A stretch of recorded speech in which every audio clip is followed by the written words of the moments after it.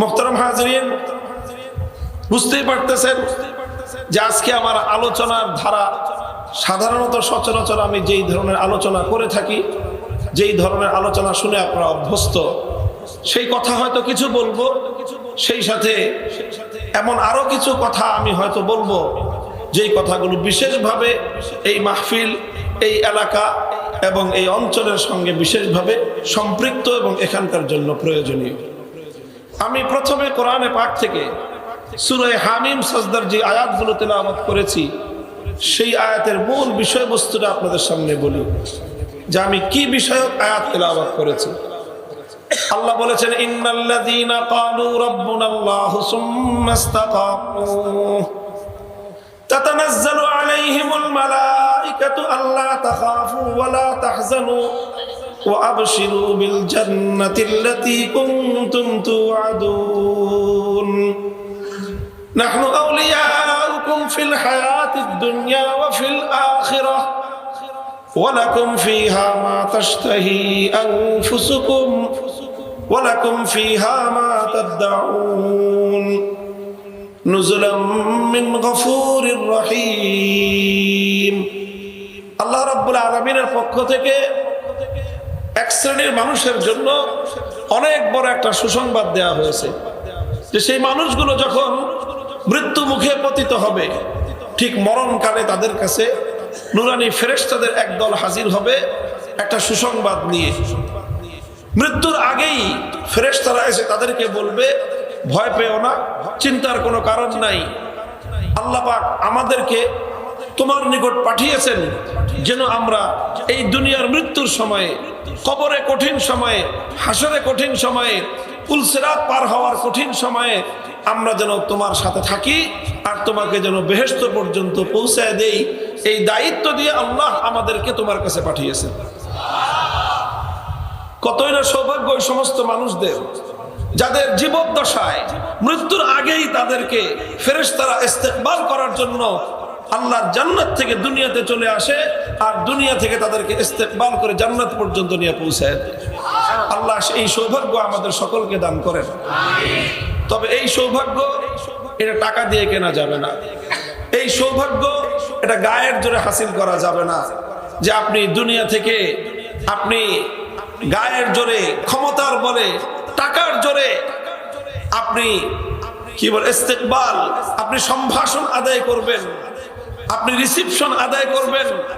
এটা বিষয়টা এরকম নয়, বরং এটার জন্য বিশেষ বৈশিষ্ট্য হাসিল করতে হবে, বিশেষ গুণ অর্জন করতে হবে।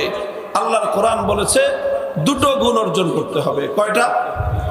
এক নম্বর হলো আল্লাযীনা ক্বালু রাব্বুনাল্লাহ, বলতে হবে আমাদের একমাত্র রব কে।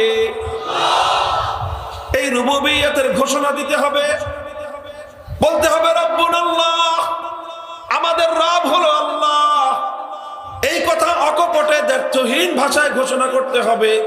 সুম্মা ইসতাকামু, শুধুমাত্র একবার বলে দিলাম যে আল্লাহ আমার রব, শুধুমাত্র একবার ঈমান আনলাম, এটাই যথেষ্ট নয়, বরং সুম্মা ইসতাকামু, আল্লাহকে রব বলার পর অনেক ঝড়ঝাপটা আসবে, অনেক বাধা বিঘ্ন আসবে, অনেক বিপদ আসবে, অনেক ঝড় তুফান আসবে।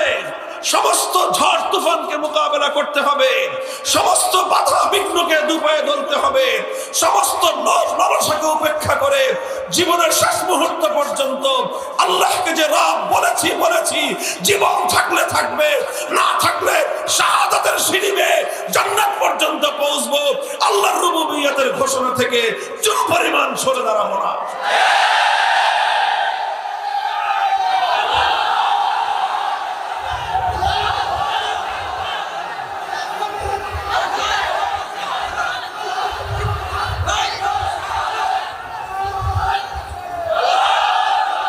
সুম্মা ইসতাকামু, বলতে হবে আমাদের রবকে। দেখেন, রবকে আল্লাহ, এটা শুধুমাত্র তালে তালে বললে হবে না, বুঝে শুনে বলতে হবে। তালে তালে বললে হবে না।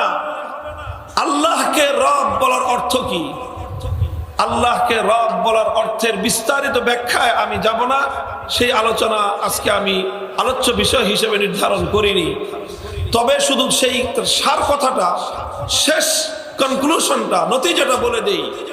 আল্লাহকে রব বলার অর্থ হলো জীবনের সকল ক্ষেত্রে বিধানদাতা একমাত্র আল্লাহকে স্বীকার করা।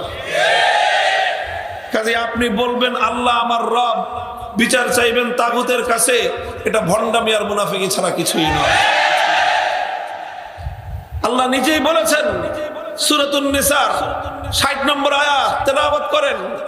আলাম তারা ইলাল্লাযীনা ইয়াজউমুনা আন্নাহুম আমানু বিমা উনজিলা ইলাইকা ওয়া মা উনজিলা মিন ক্বাবলিকা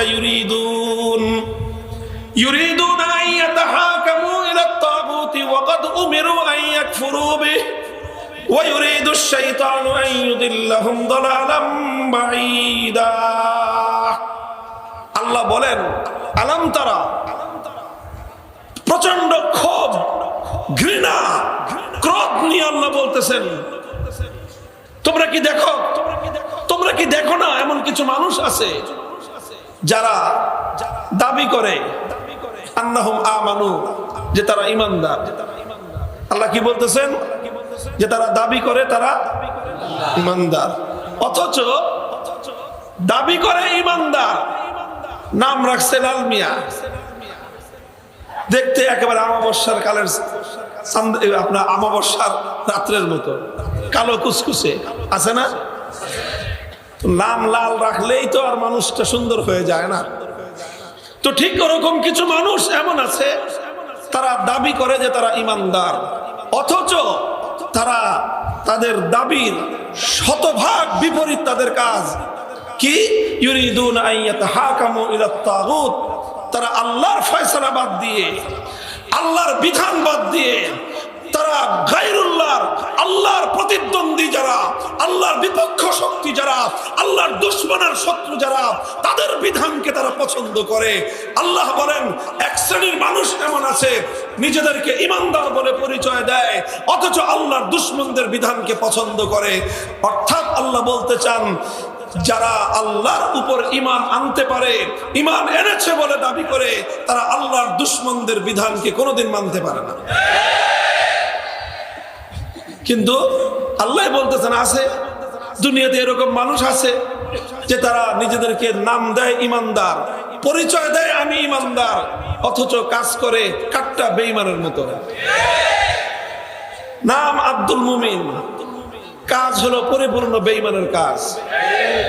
নাম আব্দুর রহমান, নাম আব্দুস সালাম, নাম মুসলিম উদ্দিন, কিন্তু কাজের মধ্যে সম্পূর্ণ বেঈমানি কাজ, কুফরি কাজ, যে সে আল্লাহর বিধানকে বাদ দিয়ে, আল্লাহর বিধানের বিরুদ্ধবাদী, আল্লাহর দুশমনের বিধানকে সে সম্মান জানায়।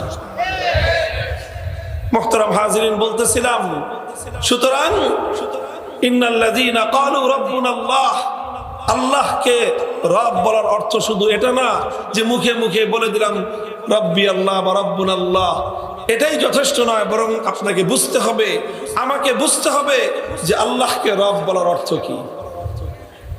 আল্লাহকে রব বলার অর্থ কি?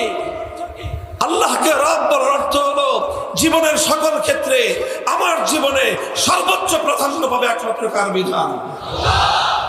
আল্লাহর বিধানকে আমি মানব। আল্লাহর বিধানের সঙ্গে বিপরীত হবে যত বিধান, সমস্ত বিধানকে আমি প্রত্যাখ্যান করব, সমস্ত বিধানকে আমি লাথি মারব, সমস্ত বিধানের প্রতি আমি আমার অস্বীকৃতি জ্ঞাপন করব। এটার নামই হলো রব্বুল আল্লাহ। যারা বলবে আমাদের রব হলো আল্লাহ, এটা হলো প্রথম বৈশিষ্ট্য। বুঝে শুনে বলবে আমাদের রবকে, বুঝে শুনে বলবে রবকে, অর্থাৎ বিধান চলবে কার? আইন চলবে কার? বলেন তো আইন চলবে আল্লাহ, রব আল্লাহ, কিন্তু বলেন বুকে হাত দিয়ে আল্লাহর জমিনে আল্লাহর আইন বাস্তবায়ন করার জন্য আপনার জীবনে আপনি কি করেছেন? বলেন কি করেছেন? আমার কাছে বলতে হবে না, নিজে বুকে হাত দিয়ে বাড়িতে গিয়ে জিজ্ঞাসা করেন নিজেকে, নিজে, যে এই যে আমি যে বলতেছি আমার বয়স 30 বছর, 40 বছর, 50 বছর, আমি যে 50 বছর ধরে আল্লাহকে রব বলতেছি, প্রতিদিন 5 ওয়াক্ত নামাজে অসংখ্যবার যে বলতেছি আলহামদুলিল্লাহি রাব্বিল আলামিন, জগৎ সমূহের রবকে, আমি যে প্রতিদিন 5 ওয়াক্ত নামাজের প্রতিটি রুকুর মধ্যে বলতেছি রব্বিয়াল আযীম, আমার রবকে। আমি যে প্রতিদিন প্রতিটি নামাজের প্রতিটি সিজদার মধ্যে অসংখ্যবার বলতেছি রব্বিয়াল আলা, রব আমার কে। আমাকে যে আল্লাহ পাক রব্বুল আলামিন রূহের জগতে শিক্ষা দিলেন মার রাব্বুকা, তোমার রবকে। আল্লাহ যে বলেছিলেন আলাস্তু বিরাব্বিকুম, তোমার রবকে। আমরা বলেছিলাম কালু বালা, আমাদের রবকে।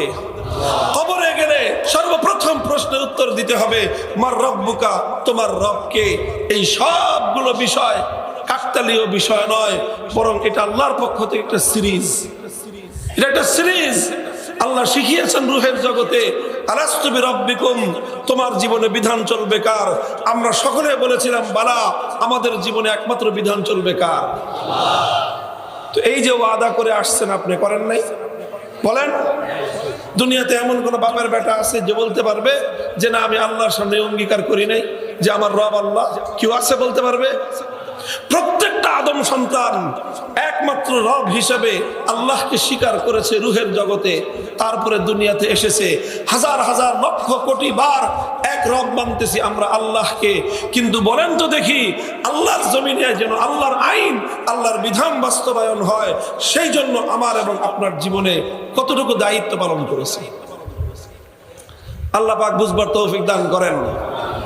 ইন্নাল্লাযীনা ক্বালু রাব্বুনাল্লাহ, যারা বলবে একমাত্র আমাদের রব হলো আল্লাহ, সুম্মা ইসতাকামু, আল্লাহ জানেন এই কথাটা যে আল্লাহকে রব বললে বিষয়টা এত সহজেই শেষ হয়ে যাবে না। তুমি যখনই আল্লাহকে রব মানবা, তুমি যখনই বলবা বিধান দেওয়ার মালিক একমাত্র আল্লাহ, তখন এখান থেকে শুরু হবে অনেক লড়াই, শুরু হবে অনেক সংঘাত। এখানে যারা আল্লাহর বিধানকে মাননেওয়ালা দুনিয়াতে যেরকম আছে, আবার এই দুনিয়াতে শয়তানের বিধান বাস্তবায়ন করার মতো অসংখ্য মানুষ আছে। যারা আল্লাহর বান্দা তারা চাইবে আল্লাহর জমিনে আল্লাহর বিধান বাস্তবায়ন করতে।